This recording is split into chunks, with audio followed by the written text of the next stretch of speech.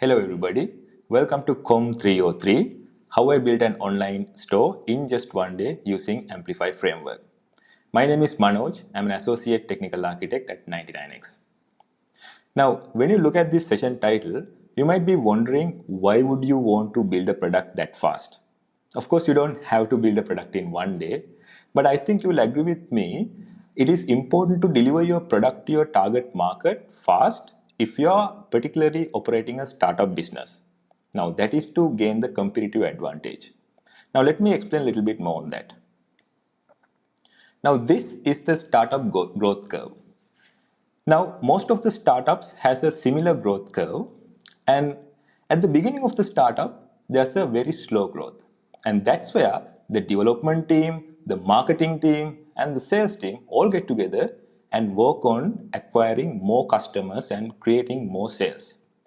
Now, in terms of the development team, it is our responsibility to build the features that really generates income to our business. Now, take the example of building an online bookstore. Now, this is your startup. So at the beginning, if you spend months to develop a login page, I think you would agree with me that wouldn't make much sense. So instead, you can use that time to develop features that really generates income.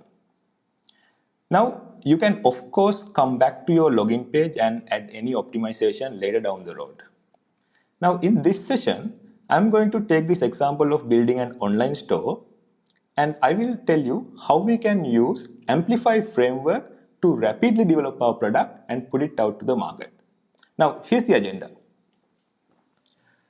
So let's start with the demo, and then I'll talk about the high-level architecture of the online bookstore, and then we'll go into the main modules of the application. And each of these modules, I will explain the introduction, like what is this main module is, and then I'll tell you how we can use Amplify Framework to provision the AWS resources very easily, and also how to communicate with them. And then we'll talk about some further improvements because this is the optimization step. And finally, let's end with some takeaways. Okay. So here's the demo.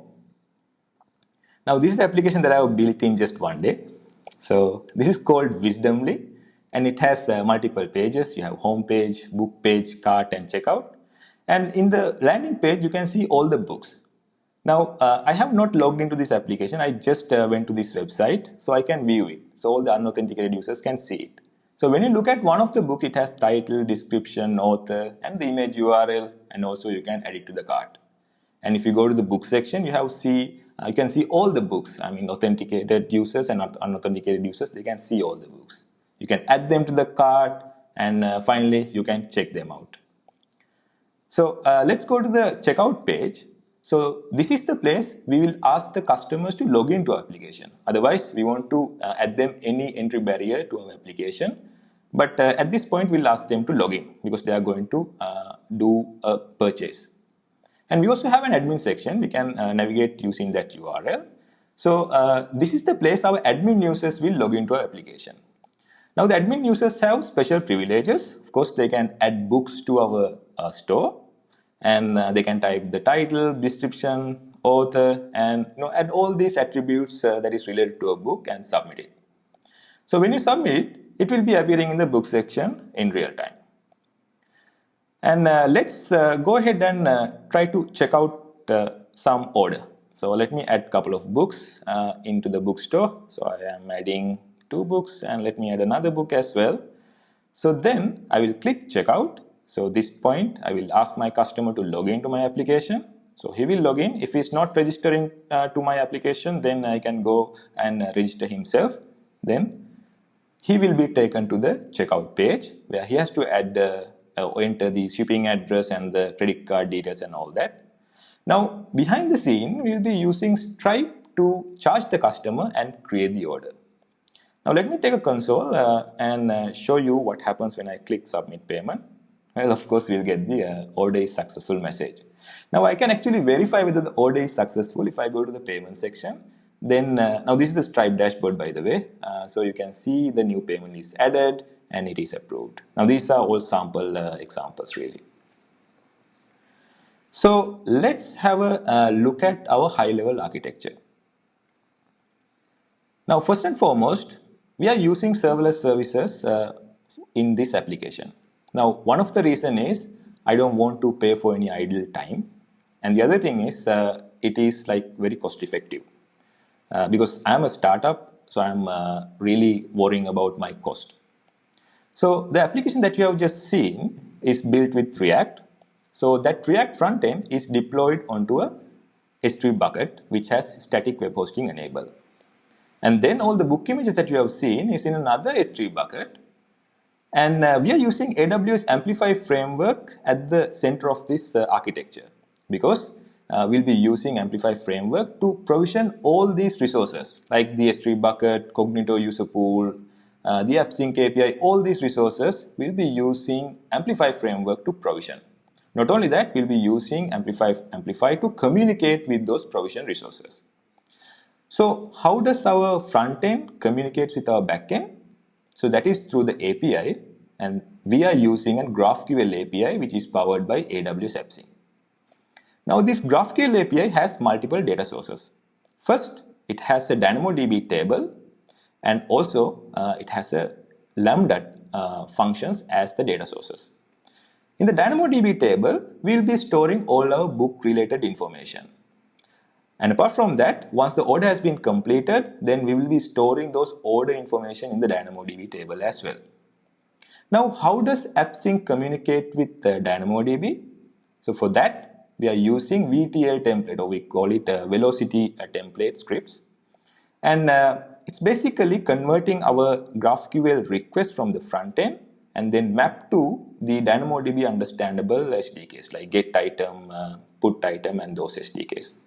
We don't have to write any of these scripts, so that will be automatically provided for us by Amplify, which is really cool. I'll show you. And then we also have the Lambda data source, and that is where when you click that checkout button in the demo, then it will hand it over to the payment handling Lambda. The payment handling Lambda, first it will charge the customer through Stripe API, and if that is successful, then it will go ahead and create the order in the DynamoDB. Now, if the payment processing or the payment handling Lambda fails, then the entire application will be failed, or the entire request will be failed. Now, how are we going to authenticate the users? So for that, we'll be using Amazon Cognito user pool. So we will have a user pool. So we will let the user to register, and once they register, they will be added to our user pool. And when they sign in, we will load them with their context. Like if they're an admin, there will be more permission that he can do in our application. So let's talk about Amplify Framework, because we are using at the middle of our application. So Amplify Framework is basically comprised of 4 main components. We have Amplify CLI, Amplify Library, UI components, and Amplify Console. Now in this reinvent, they have launched another component, that is Amplify Admin UI. We are not going to talk about that yet. But the Amplify CLI is mainly responsible of provisioning the resources at the AWS end. So it will create all the resources.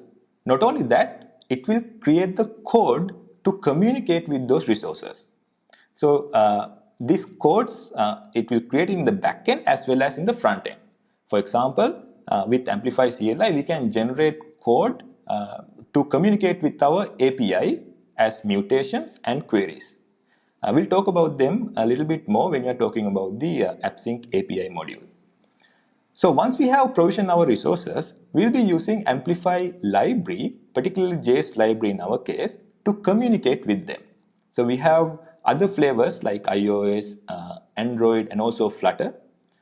So we can use these libraries to communicate with the provision resources securely. Then we have UI component, and these are already built UI components in our application. We'll be using the authenticator component, which give me all the login screens. So I don't have to create any of those sign in, sign up, or register, or the forget password, those screens. And finally, we have Amplify Console, which is used to continuously review our product. So let's go ahead and talk about the main modules of our application. So I will talk about the authentication and authorization. Now this is one of the important module in our application, and there we'll be using Amplify or Amazon Cognito rather. And we have other modules, the GraphQL API, and how are we going to store images with S3. And finally, the main action that we offer to our customer, the order processing aspects. So in each modules, I'm going to talk how we can use Amplify Framework to provision the resources that is associated with these modules, and also how we can communicate with them.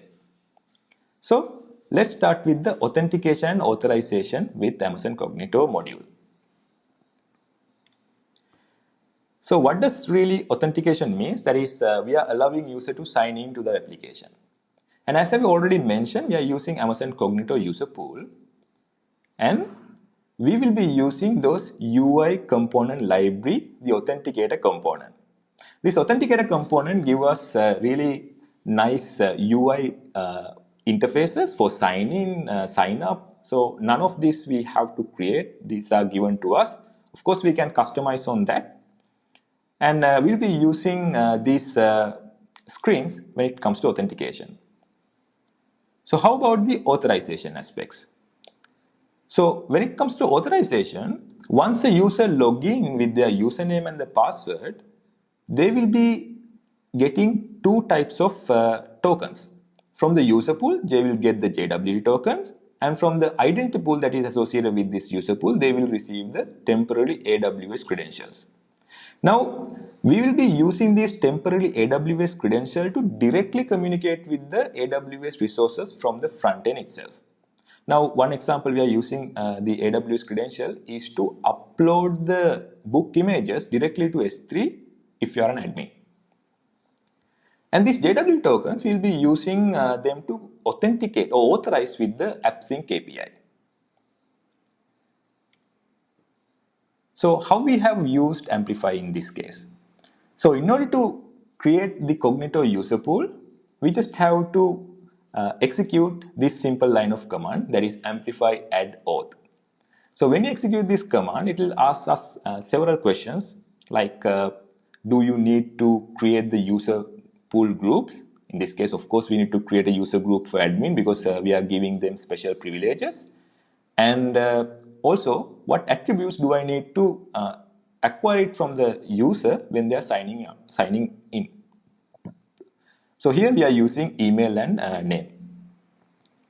And then we will do amplify push, and it will create all these resources in the backend. And once those resources are created, that means the user pool is created, we will be using the UI component library, particularly this amplify authenticator high order function, to wrap our checkout page by that amplify authenticator high order function. Now, with this line of code, I mean this wrapping this amplify authenticator component, we will get that entire UI for login, sign up, forget password. All these UIs will be just given to you by doing this one line of code. That's really cool, I believe. So let's move on to our GraphQL API. Now the GraphQL API is powered by AWS AppSync. Now AWS AppSync is a managed GraphQL offering from AWS. Now one thing we need to remember about AWS AppSync is that it does not support public access to the API. That means all the requests to the AppSync API must be signed with one of the authorization types below. So it can be signed with Amazon Cognito user pool, or API keys, IAM authorizer, or OpenID connect providers. Now in our application, we are using two types of these authorizations. We will be using Amazon Cognito user pool authorizer as well as API key authorizer. Now why would we use two types of authorizers? Now if you can remember in the demo, when a user just browses to the website, he can see the book images. So that means he should be able to get the books from the AppSync API even though he's not logged in.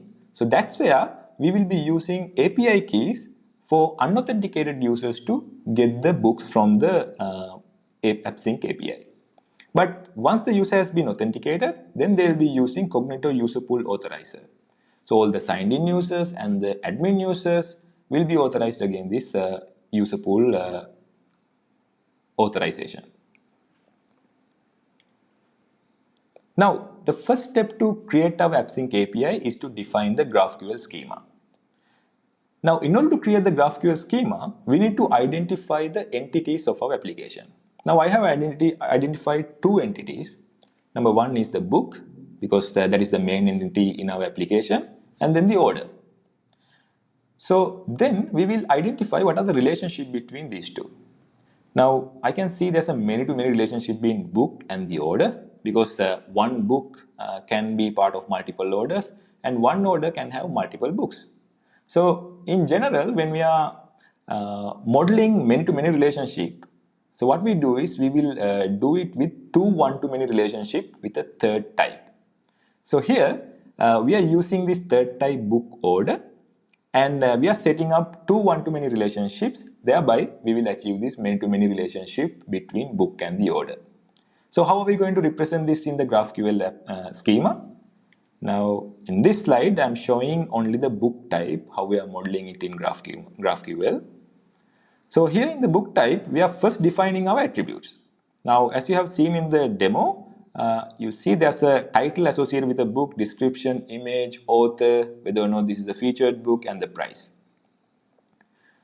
So once these attributes are filled, we need a way to store this information. So that is where we need to create a database table for this type. Now, AWS Amplify make this process really easy by introducing this @model directive. So whenever we decorate it with @model directive, it is going to create a DynamoDB table for this book type. Now, not only that, it is going to create all the resolver logic. That means the AppSync logics to communicate with the DynamoDB will also be created for us. So that is really cool. And then we have another directive called @auth. Now this is particularly useful to create the authorization rules. Now for our book table, we don't want everyone to create books for our bookstore. We want only the admin users to create books to our bookstore. And that's where we are defining a new rule here, allowing only the people in the admin group to allow all these operations like create, update, delete book operation. And if you are a public user or the unauthenticated users, you are allowed to read books. And if you are a signed in user, then again you are allowed to read the books. And finally, we need to set up some relationship between other types. Now here I showed you there's a one-to-many relationship, and we are developing it by adding two one-to-many relationship between book and the new book order type. So here one book can have multiple orders. So we have new field called orders, and then we are using @connection attribute or directive rather to create this one-to-many relationship. Now this is only the book type. Now if you want to look at the other types, you can go to this link, and then you can find the entire schema. Now, how are we going to go ahead and create this AppSync API? So again, we are just using one line of command, that is amplify add API, and hit enter.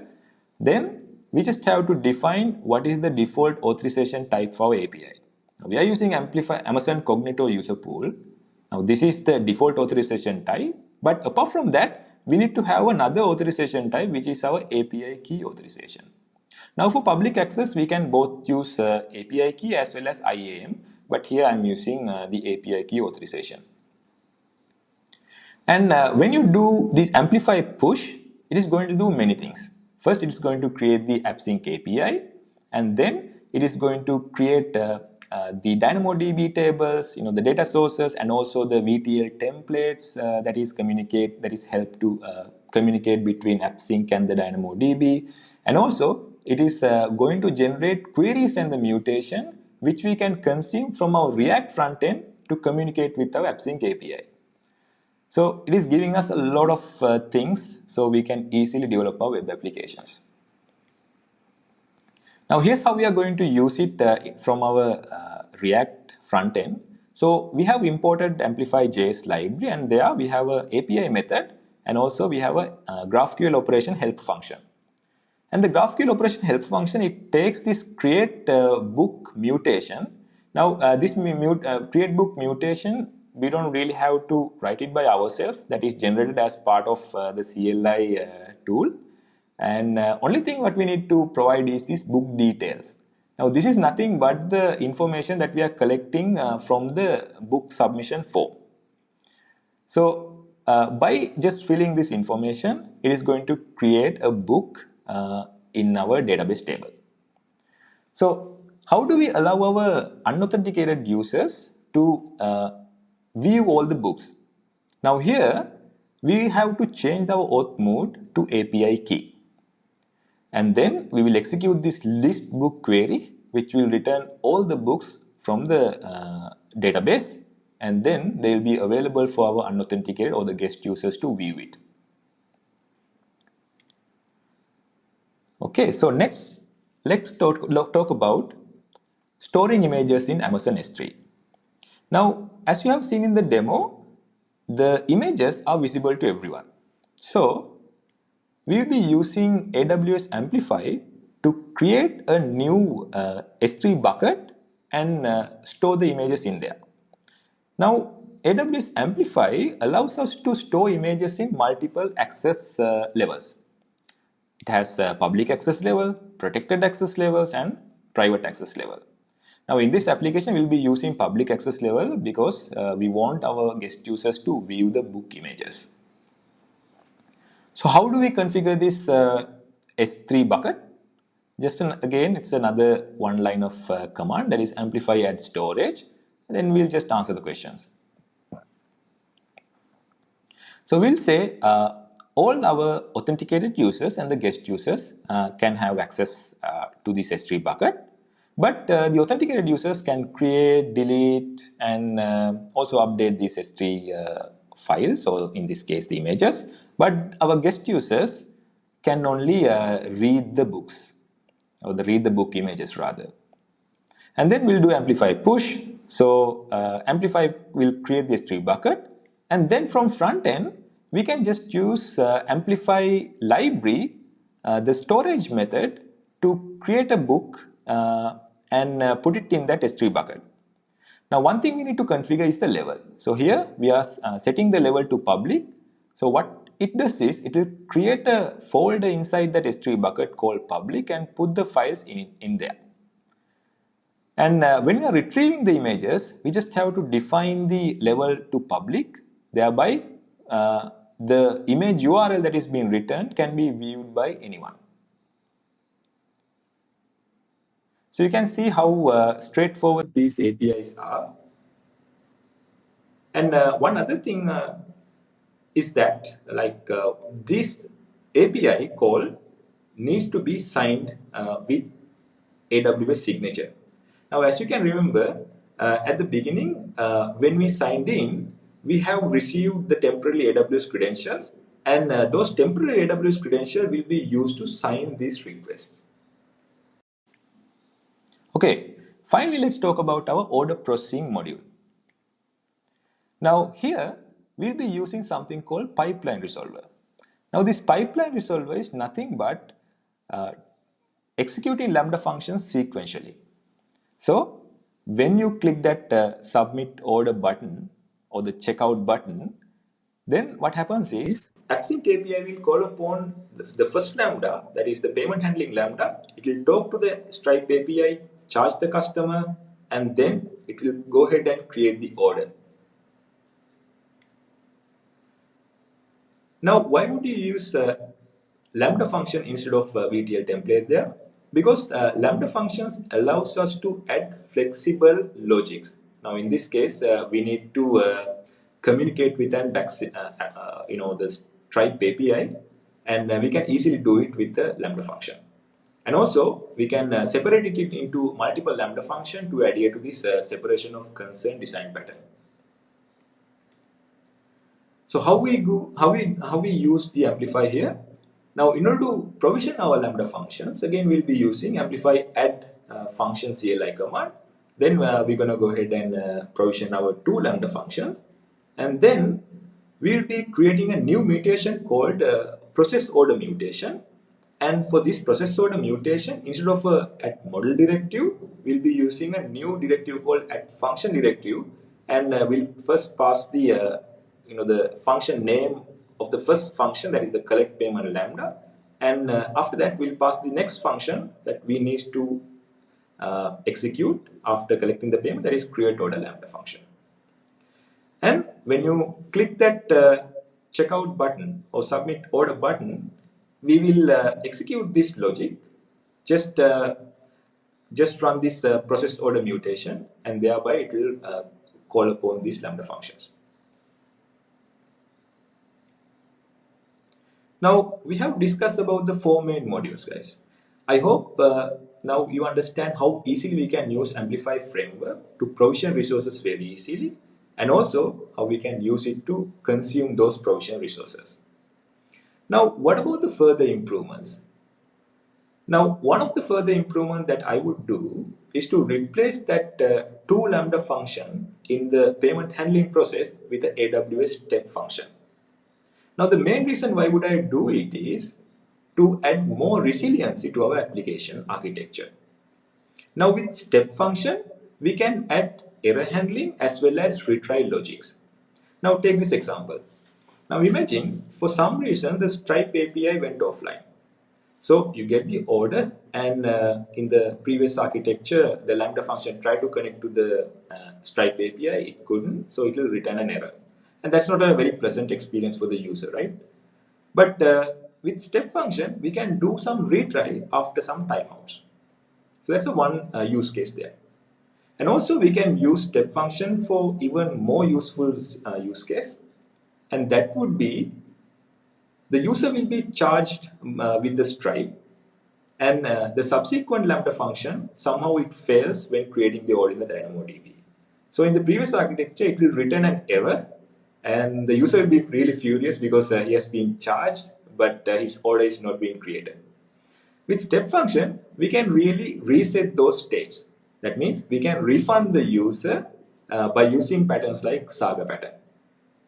And also we can easily invoke a AWS step function from AppSync by using this HTTP resolver. Now this is a direct integration, so we can easily add that there as well. Now let's have a closer look at the checkout process steps in our step function workflow. Now here I have introduced a SQS into our step function workflow. Why would I need a SQS there? Now imagine this use case. Now our online bookstore has been very popular, and during the Black Friday sale, we got a lot of requests, like a lot of orders coming from our front end. Now in our earlier architecture, the Amplify or the AppSync will spin up so many Lambda functions, and those Lambda function will send continuous requests or the concurrent requests to our Stripe API, to the database, and so on. But unlike Lambda functions, most of the downstream services are not as scalable as Lambda functions. So in order to control this rate of request, we'll be using a SQS there. So SQS will act as a buffer, and it will absorb all these requests, and then we can use these Lambda workers in a controllable manner to consume these requests. So we can set the concurrency levels for the Lambda workers, so in a way that it is tolerated by our backend or backstream, the downstream services really. So this is how we can really do some more improvement to our current architecture.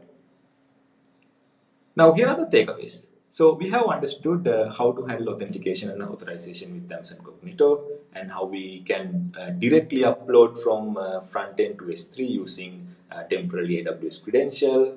And also we have understand how we can use GraphQL API with multiple data sources and multiple authorization. And also we looked at how we can use Lambda function in a sequential order to handle a certain workflow. And also we have looked at how we can improve our existing architecture and optimize it in terms of scalability, reliability with step functions. Now, this is what I really want to talk about in this session.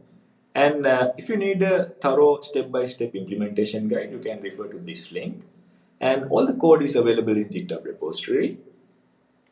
And with that, I would conclude my session. Thank you for watching and have a nice reading.